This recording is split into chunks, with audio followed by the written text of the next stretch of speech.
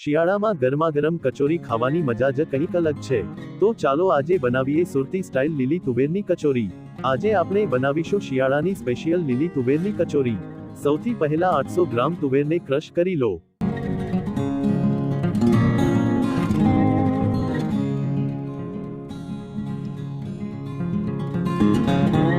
હવે પેનમાં તેલ ગરમ કરી તેમાં હિંગ, આદુ મરચાંની પેસ્ટ, હળદર, તલ, વરિયાળી અને મીઠું નાખી સાંતળી લો।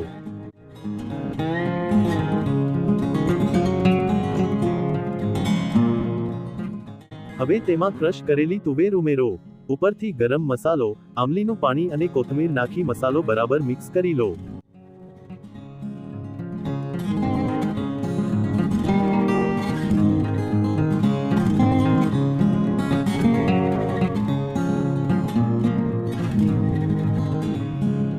મેંદાનો લોટ બાંધી તેની પૂરી વણી તેમાં મસાલો ભરો અને કચોરી વાળી લો।